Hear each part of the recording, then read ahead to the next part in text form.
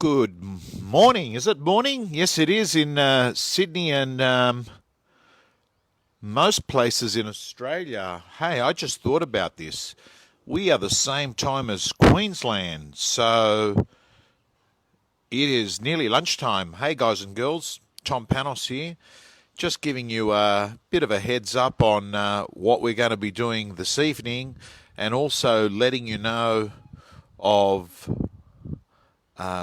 the day I waited at an open for inspection for 18 weeks. Correct, 18 weeks. Many of you may or may not know that I got into real estate in 1987. And in 1987, the market went crazy. Guys and girls, I don't know if anyone, hey Grant, how you going from Mooloolaba? I don't know if anyone was in, hey Emil, how you going? I don't know if anyone was in real estate in 1987. If you were, do a shout out here. Let me know. I was in real estate in 1987, showing my age here. And prices doubled in a year. Correct. They doubled. So imagine a house worth 800 and it went to 1.6.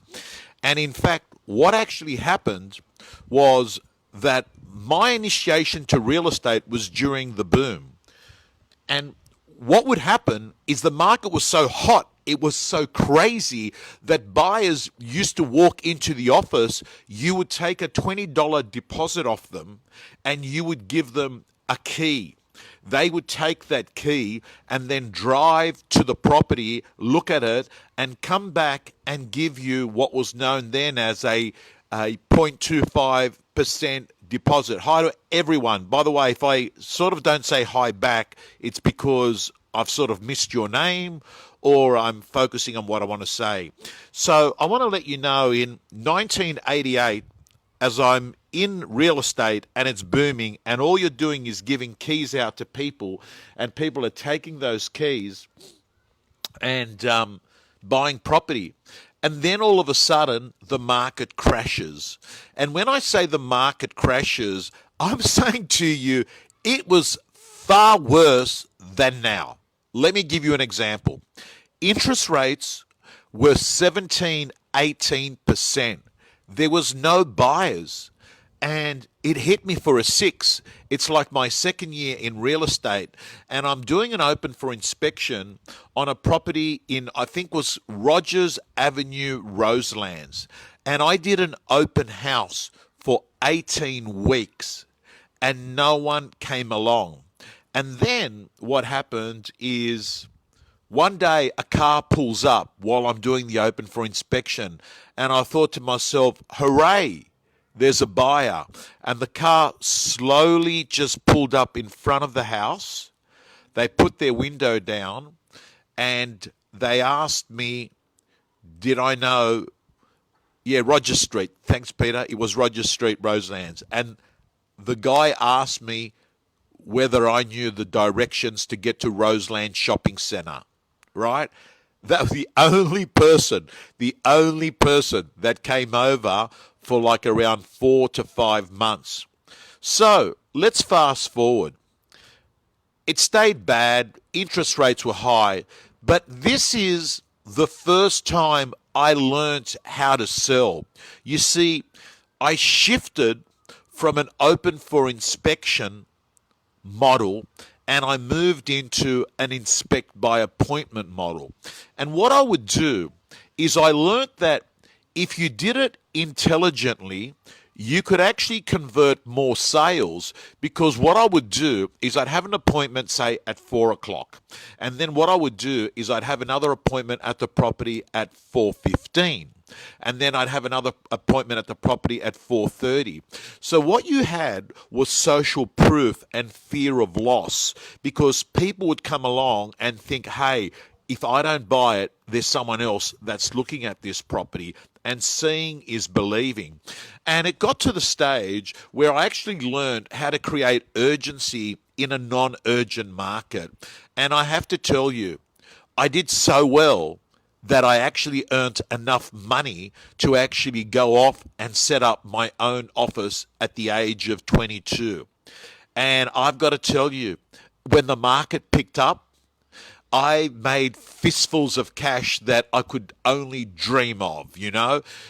Me and my business partner, who's still one of my closest mates to this day, just did incredibly well because we were small, but we were fast. And I will tell you, in a marketplace that is so sensitive, fast beats big.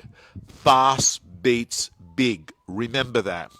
And that's why I actually think there's been a few salespeople, particularly in markets in the city, your your Sydneys, your Melbournes, and to a less extent your Brisbanes. And these salespeople have been carrying a lot of fat. And what I mean they've been carrying a lot of fat, hey Sam Varica, what I mean they've been carrying a lot of fat is that they've had a strategy which is you do your open house, you open the doors, you let people through, and the people that want it buy it.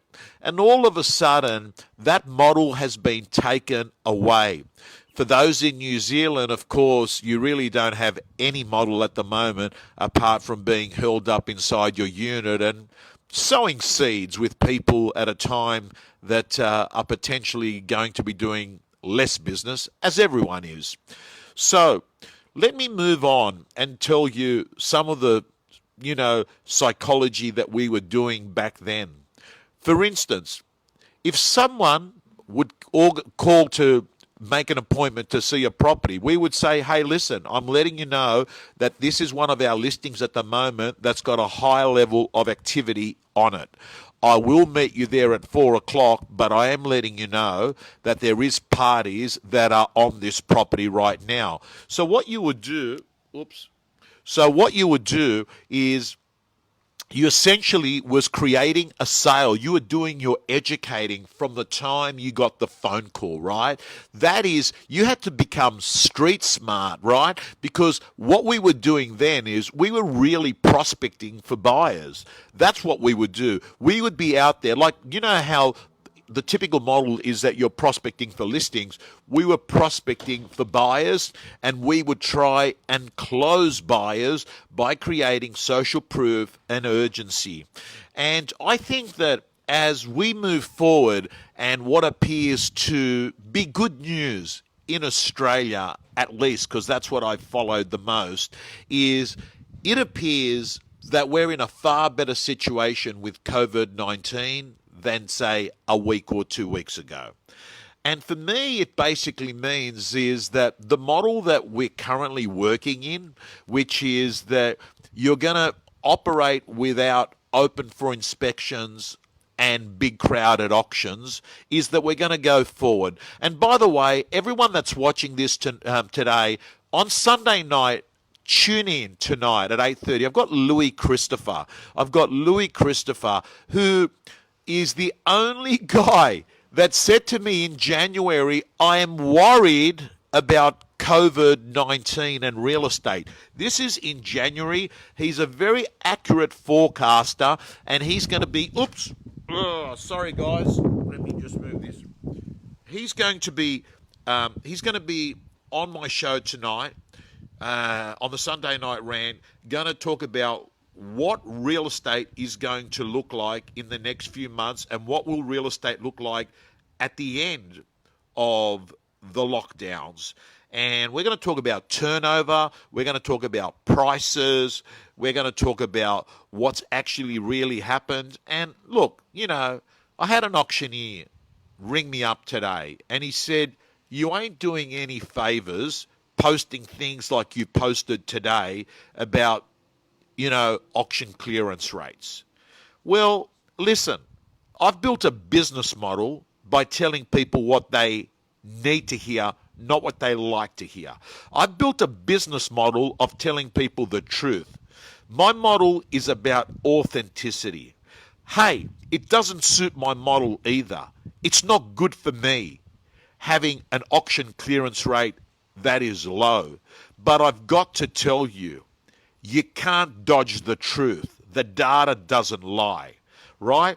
And I'm keeping an open mind on all things online at the moment. I'm keeping an open mind on online auctions. And to me, let me be clear.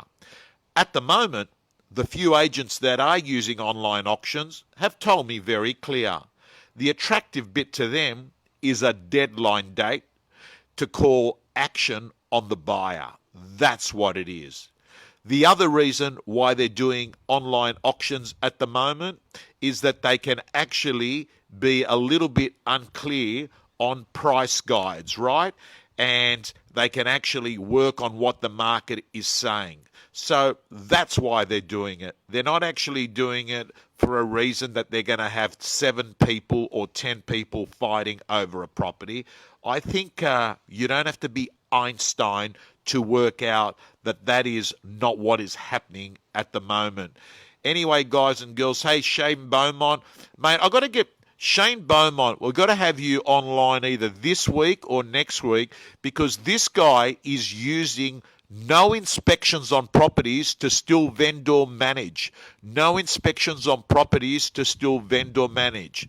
And he uses realestate.com reporting to show a vendor that they're overpriced even if you don't get inspections on a property. And he does it in a very sophisticated way. As Sam Varica says, you know, deadline selling, whether it's expressions by interest, right, or auctions, that's the attraction right now. It's not like there's some sort of digital technology that all of a sudden continues where auctions left off. I believe that online auction software will become a complement to the auction system in the future.